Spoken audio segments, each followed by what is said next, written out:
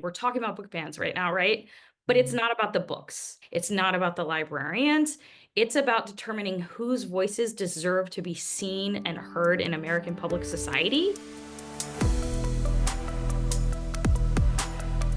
You're listening to the Seed Field Podcast, the show where Antiochians share their knowledge, tell their stories, and come together to win victories for humanity.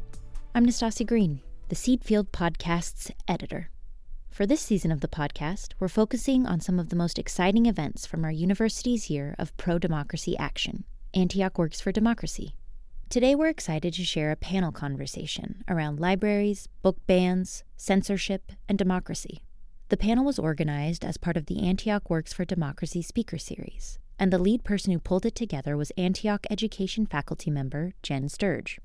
Jen herself came on the Seedfield podcast this past summer to talk about how school librarians are dealing with attempts to ban books, budget cuts, and a widespread lack of understanding about what it even is that school libraries do. We'll link to that episode in the show notes. And I think that if you're interested in this panel, you'll definitely want to check out that one too. But I'm especially glad to share this conversation with you today because it feels extremely relevant, especially as we look towards 2025 and beyond. These librarians, and librarians all over the country, have been finding themselves in the crosshairs of politically charged moments for years now. But as you'll hear, they never seem to let that get the best of them. They continue to believe in and fight for the freedom to read and the fundamental right to an uncensored education. We'll play the tape in 1 second, but first, I'll give a quick introduction to the 5 panelists. The first voice you'll hear is Becky Calzada, the current president of the American Association of School Librarians and a district library coordinator in Leander, Texas. Becky moderates the panel. After Becky, the next voice you'll hear comes from Miranda Doyle, a librarian for the Southern Oregon Education Services District and winner of the Intellectual Freedom Award in Oregon. Miranda is an adjunct faculty member in Antioch School of Education. The next voice to join the conversation will be that of librarian and expert on censorship and democracy, Allison Jennings-Roche. Next, you'll hear the voice of Sheri Massey, a school librarian at Montgomery Blair High School and 2023 Maryland School Librarian of the Year. And the last person to join the conversation is Jen Sturge, the Antioch faculty member who helped organize the panel. All right, let's get into this conversation. Here's Becky Calzada. So let's start first with trends. What trends are you all seeing lately? Any changes on who is challenging books or how books are being challenged? So at one point, it was mostly parents who would see a book that their student brought home and start asking questions about it and maybe challenge the book. But then we moved to where political groups, some of them very well funded, were issuing lists of books. And then that was leading to challenges. And now, at least in Oregon, and I'm curious to see what's happening elsewhere, it feels like there's a lot of challenges coming from school boards. They're being elected, coming in and starting to question what's in the library and even wanting school librarians to run selection by them, to give them lists of what they're reading, what they're buying, and all of that. So that is fairly new to me to see the school board members so involved and sometimes wanting books pulled off shelves without going through their own process that they've adopted. I would agree.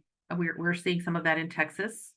I don't know about the policies on other school boards, but I think also it makes me wonder. I know in Texas, it's an overreach in terms of what their authority is. But yes, they're running on an issue that's centered around books and really focused on that.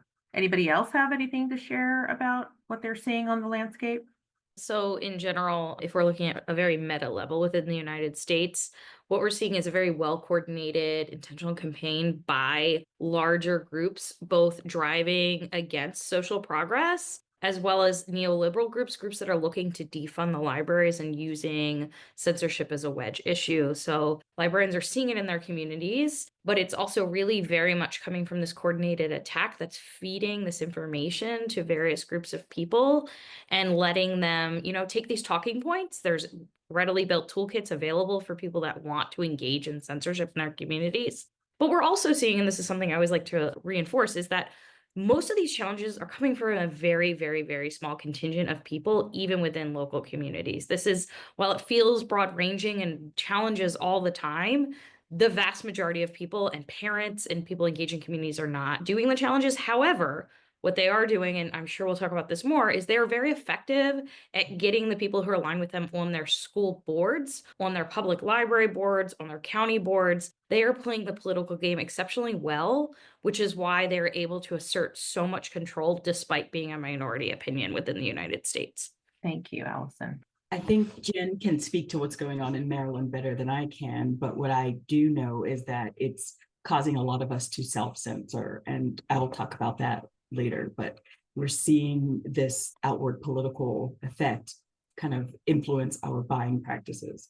And then, of course, the impacts of like we're losing librarians. So that's a whole other issue that's an impact also. So what would be one of the most important things that school libraries could do to prepare for a challenge then? There's so many things, and a lot of it has to do with the education piece of educating administrators and school staff. But because so many of our schools, at least in Oregon and I think elsewhere, are staffed by paraprofessionals, some of them without a lot of background in intellectual freedom, I think the most important thing is to make sure the policies are in place in the school district and that they're very clear about what happens if a book is challenged, so that anyone can point to that policy and say, here's what we've agreed to do, let's do that. And we'll do the best to defend the book, but just understand that it's not their fault if we go through, the district follows the policy, goes through the process, and the book is removed, because it's so hard on library staff and credentialed librarians as well to have to deal with this. If they have a policy in place, then they can say, my job is just to make sure that we follow this policy, and that's all the best I can do. One of the things that also comes up is transparency, because I think people are unaware, and it's not that I think anybody was hiding, but I think, we didn't know anybody was curious either. So how do you also leverage that in terms of educating and communicating what the policy is? Because then that way it's clear and everybody's informed too. Anybody want to add anything in terms of preparations or things that you could do? I think that was the biggest thing, was the community didn't realize that we had already had a policy in place. There already was a committee to look at challenges. There already were the procedures. The problem is that we hadn't had to use them since 2006. And so when suddenly we said, oh, wait a second, we can't just pull books off the shelf, we have policy and procedure to go through. The noisemakers were like, well, where did that come from? Did you just make that? Like, why have we never heard of that? And we didn't do a good job of ensuring that people knew that it was there to begin with. Right. The education piece, because I think, when transparency comes up, I believe it goes both ways. So just we can be transparent about process, but we can also be transparent about what books are being challenged, because we want our communities to know also too. So I think we just, thinking about those things. So how does self-censorship by librarians impact the diversity and inclusivity of resources available to students in school libraries?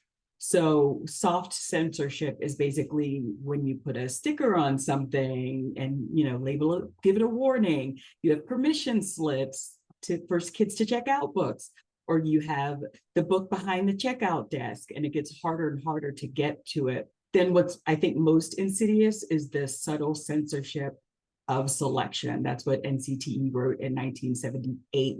People are like, well, if I could buy this one book and it's not controversial, but it's on the same topic, maybe it doesn't get into it as much, I'm going to spend my funds on that because I have limited shelf space, limited money, or I'm afraid of book challenges, or there's community pressure, or even it doesn't jive with my personal beliefs, right? I have a politician that I'm not a big fan of. And so when we were doing our election stuff, I noticed that our collection didn't have anything that was pro that politician, or at least even neutral on that politician. Everything was critical. And that's a form of self-censorship. What I think it does is it reduces the number of more marginalized voices and perspectives in the collection. It limits diverse viewpoints. And it doesn't give our students, our users, a chance to think critically about issues that are presented. So we're hindering their preparedness for a global society, right?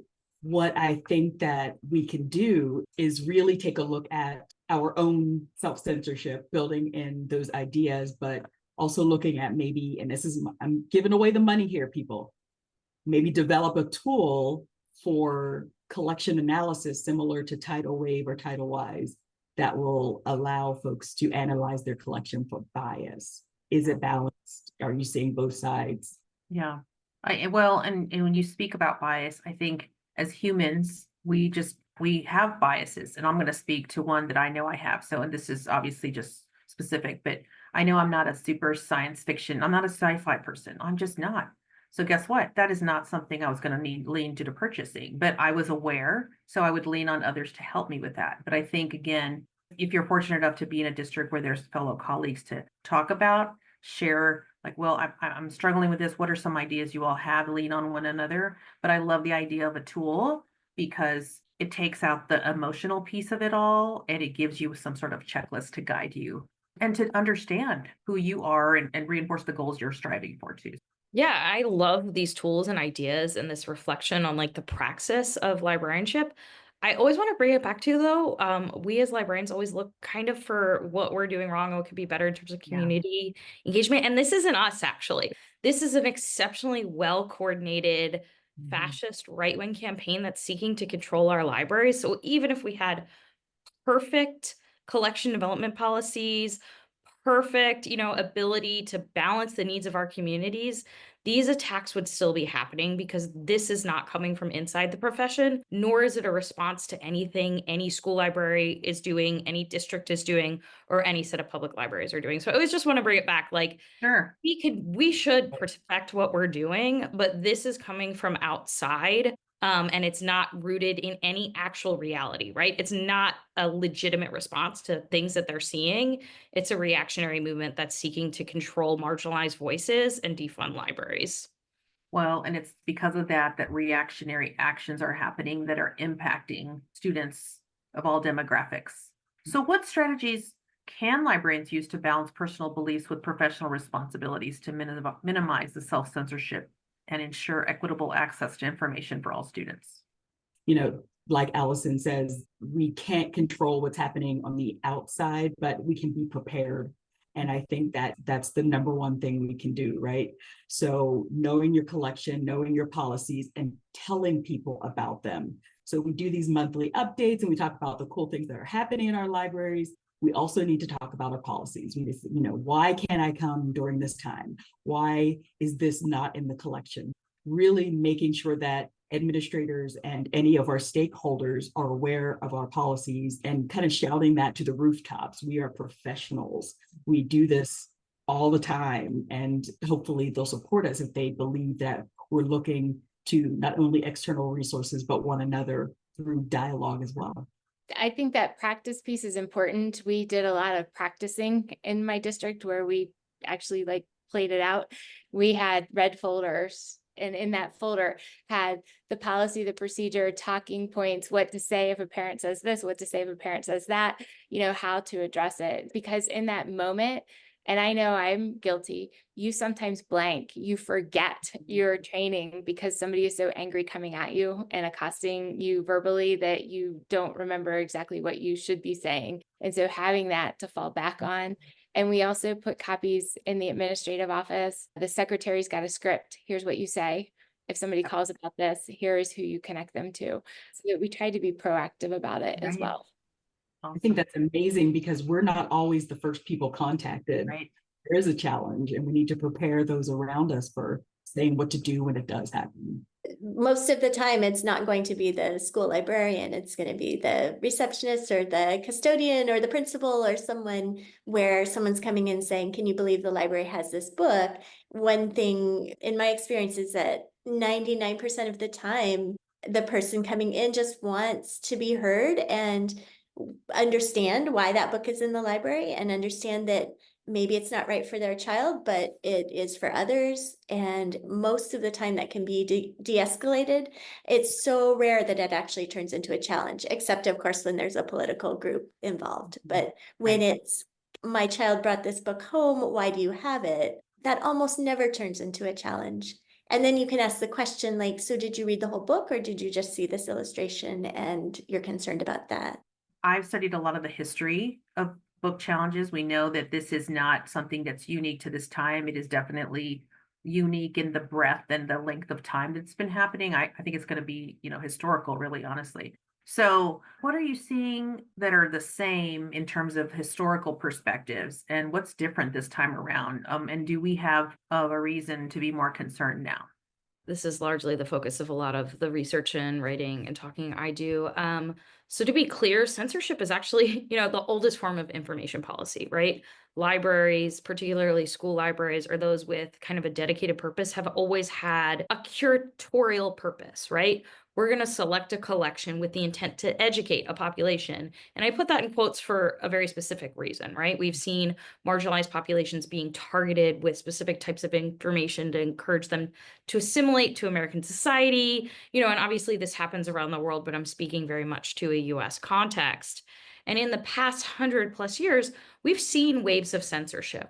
And censorship is actually usually a response to progressive social change. So we've seen times where women are getting more power and suddenly there's extreme censorship, right? The Red Scare, a lot of the censorship around communism obviously was tied to the Cold War, but a lot of that was wrapped up in the civil rights movement as well. There was this fear that this other was gaining power in the United States, and therefore we must restrict access to the information. We can even look at things like the Satanic Panic of the late 80s and early 90s as a response to women joining the workplace. And ultimately, what I like to say all the time, we're talking about book bans right now, right?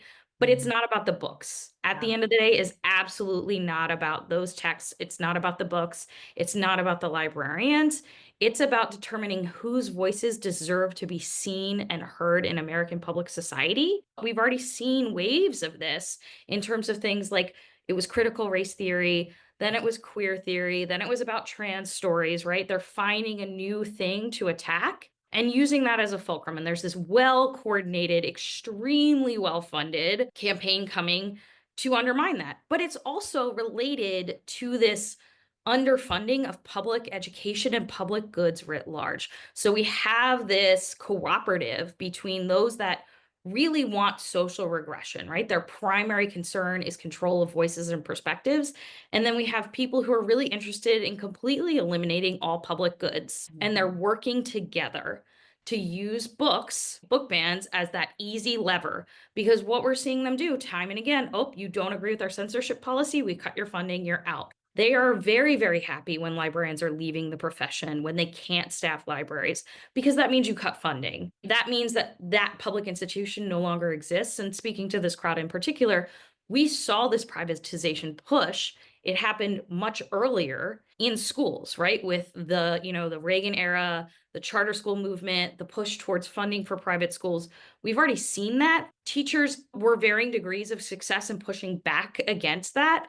And libraries writ large, whether that was school libraries or public libraries, are very much the next target in this kind of larger neoliberal movement. And the idea of using books is just the latest tool in this global battle for control over the public sphere. But this is actually the first time that it's been criminalized for librarians and library workers to do their jobs. This is the first time we have ever been under threat of going to jail for providing access to materials. So that is distinct. We can talk about this in this larger context, but right now is the first time we're seeing state legislatures pass laws to criminalize the very basic tenets of our profession. And some of them do believe it, right? They are convinced by the arguments of Moms for Liberty. Others are very much intending to force people out of the profession, underfund the libraries, and shut them down and put something else in their place. And these forces are all working together to create a uniquely, historically scary moment for libraries.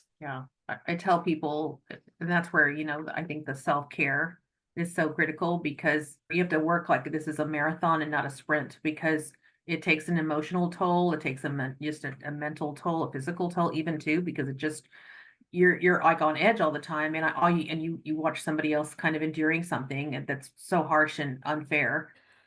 I do think sometimes it's useful to think about this in a larger context, because you're not alone in dealing with this. And often, for me, I find it's useful to hold on to that empathy for some of these people that are being radicalized and manipulated by these global movements, these people in our communities that would otherwise be our friends and neighbors, that are being spoon-fed talking points, are getting pulled into misinformation, disinformation, and data voids in the internet, and being spun up with the purpose of being pointed at your school boards, at your libraries. I don't think that that's an answer, but I do sometimes think understanding these larger systems can help us respond and contextualize and even have empathy for people that may have been our friends, our family members, and our neighbors who have been very, very intentionally manipulated to take this turn.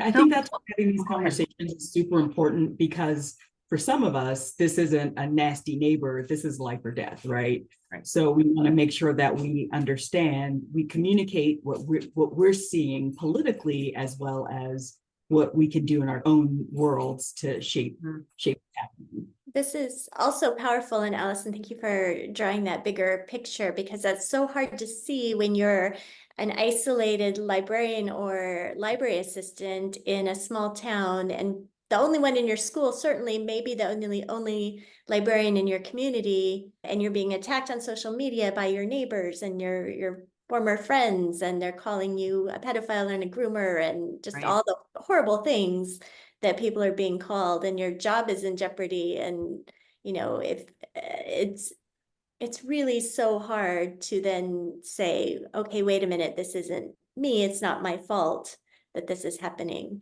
I don't always know how to support people and help them. And it's emotionally, it's very, very hard. Taxing for sure. But I think then what ends up happening is people leave because they've been carrying this burden alone. And it's a very heavy burden to carry.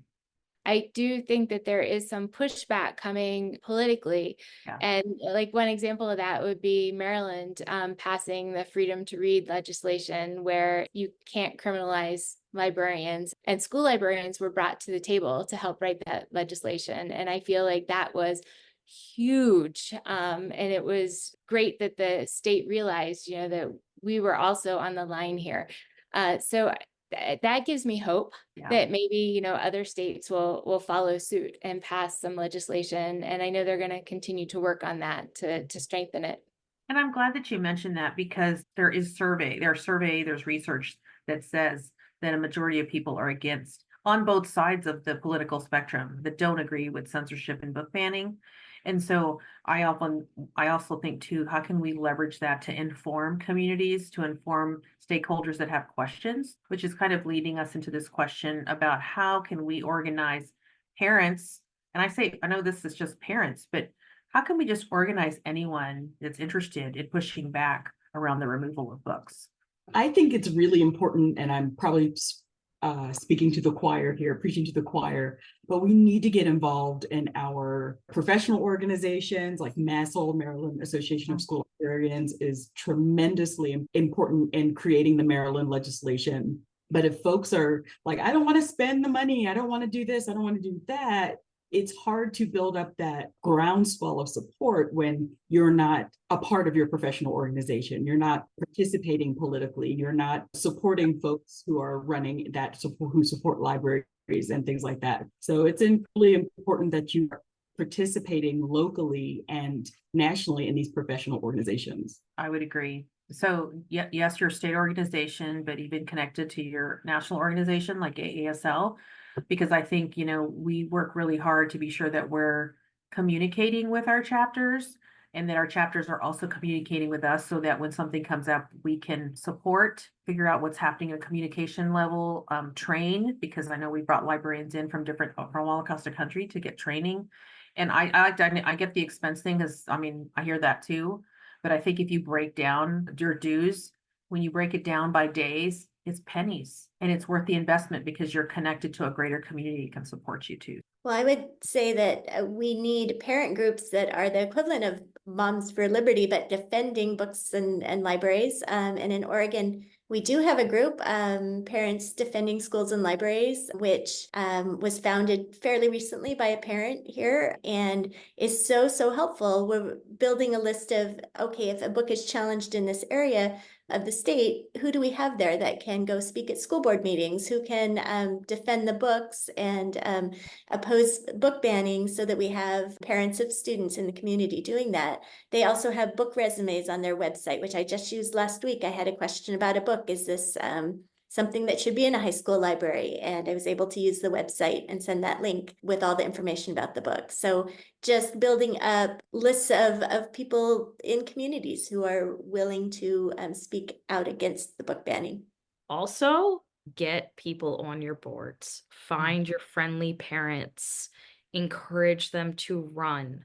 Obviously, to a certain extent, fellow librarians, you might be at risk, but I guarantee you, in every community, there are committed parents who have stable careers or professional lives that are able to do this. And that's where the extreme far right is outmaneuvering the rest of the country, right? Everyone from the moderate right through everyone else is that they're able to get people on these boards. So that's something that will continue to have long-term returns for them, even if this wave starts to break very soon. I think there's people that think perhaps it may, shift in the United States. Fascism, far right politics don't go away, but these people who are in these seats, just like we're seeing in the judiciary across the country, will be able to continue to exert control. So the more people you can get, think local, super, super local, your public library boards, your school boards, can you get them in county government? Who can you encourage to run? And I think that is most likely to be the most effective at a macro level for protecting libraries, library workers, and schools. Yeah, I would agree. I think people don't tend to vote. They don't participate in small local elections. They don't know the candidates. So how can, even as communities, inform? I know in our school district and a lot of school districts in Texas, we don't tell people who to vote for. We just say, please vote in your school board election. And so we provide resources and information to League of Women Voters so that people can make informed decisions. And I think that's the thing, is helping with that. I also wanted to add too that I think one of the things that is a good consideration, who are the allies that you can join arms with? So in Texas, it's our Texas ACLU. We have our SEAT, Students Engaged in Activism in Texas. And so it's a student group that goes around and they activate students, because we've had students say, wait a minute, they're removing these books, but you're not even asking us about them. And we're the ones being impacted. So who are the people that you can lock arms with and work together with? Because I know they can speak out on your behalf. And then when they need something, the reverse can happen too. So what gives you all hope in what's happening? I know it's hard because we've been talking about a lot of intense things, but what are the things that give you hope in the work that you're doing? You mentioned the students, and when I see them speak up for books, when I see their interest in that banned books display, what does that mean? Why would someone, I liked that book, why would someone try to censor that? Or they're speaking at school board meetings when books are challenged. That gives me hope. I was in a high school library the other day, and they were doing their second round of book tastings. They've moved from having whole class novels to teaching the standards so students can choose whatever book speaks to them. And as I was watching them go around and test out the books and seeing that they were having these choices and they were so excited about which book that they picked, that just really, it just spoke to me and it made my heart happy. And I realized that we're doing good things, really good things for kids. Yeah, I actually, because I feel like my role here on the panel is macro anyway.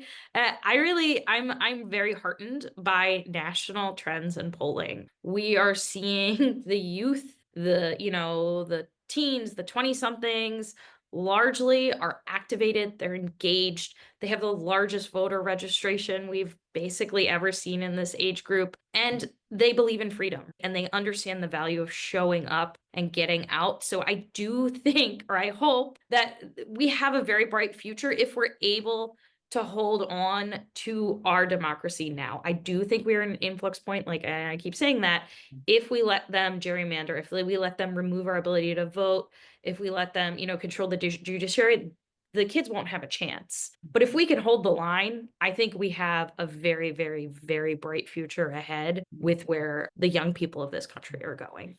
I want to add one of the things that gives me hope, and I know we have to have an action for this to happen, but I appreciate the lawsuits that are being filed on behalf of intellectual freedom and access. I appreciate the vendors, like our independent book sellers that, rose to the occasion. And I know that's just one group. I know that there's been lawsuits filed in Florida, in Iowa, and I foresee more coming because unfortunately, these laws get enacted, that's the only way for there to be litigation. So I appreciate that the publishers are stepping up to pay. And I think like groups like the Freedom to Read Foundation, ALA, helping with that because it's expensive. But I actually had a chance to sit with a bunch of lawyers last week, and the things they were talking about, they were passionate about. And that gives me a lot of hope. I will say that as a Gen Xer who just wants to be left alone, the kids are all right. They're all right, right? They're going to be okay. And I think that if we can, like you said, hold the line and make sure that their stories get told either now or in the future, we've done our job. But to do that, we need to provide them with a balanced perspective and really, really get out there and do what we said we're going to do. Yeah. And I would close with everyone that's here today. We're all doing important work. Sometimes we get a little, focused on like, oh, we got to, be prepared. And that's important too. But I think we have to make time to jot down the amazing things that are happening on your campuses, the interactions that you see. I talk about writing a joy journal. I have a journal. I jot down, like when I go on walks and tours of different libraries, when I see a light bulb in a student up, lighten up, I write that down because I want that librarian to recognize that she had a part in that. I want the principal to recognize that that person had a part in that. And so recording those things is good because then when you have a really rough day, you go back and you say, oh yeah, that parent loved that their student found a book that reminded them of their life or reminded them of an important event in their life or whatever. So definitely want to encourage people to think about that because everybody has a rough day and we need to remember our why and also remember to lean on people when we need to because this is hard, this is arduous, and nobody's expecting you to go it alone. So thank you for all that you shared today. And I'm going to pass this all over to Jen so she can close us up. Okay, great. Thank you so much to all of our panelists and our moderator and everyone for all their incredible insight into the topic. You can learn more about this event and the entire Antioch Works for Democracy initiative on the Antioch Works for Democracy website. We'll include a link in our show notes. We'll also include a link to the YouTube recording of the full unedited video of the event. And we'll link to the Seed Field podcast interview with Jen Sturge and her colleague, Christy Caitland. We post these show notes on our website, theseedfield.org, where you'll also find full episode transcripts, prior episodes, and more. The Seed Field podcast is produced by Antioch University. I'm the show's editor, Nastasia Green. Our usual host is Jasper Nighthawk. Our web content coordinator is Jen Mont. Our work study interns are Stephanie Paredes, Lauren Arianzale, Grace Kerfman, Danny Lapointe, Lisa Wisner, Natalie Obando, and Diana Dinnerman. We received additional production help from Karen Hamilton, Amelia Bryan, Adrian Applegate, Jamila Gaskin, Harold Hale, Margaret Morgan, Lorian Alexandre, and Melinda Garland. Thank you for spending your time with us today. That's it for this episode. We hope to see you next time. And don't forget to plant a seed, sow a cause, and win a victory for humanity. From Antioch University, this has been the Seed Field Podcast.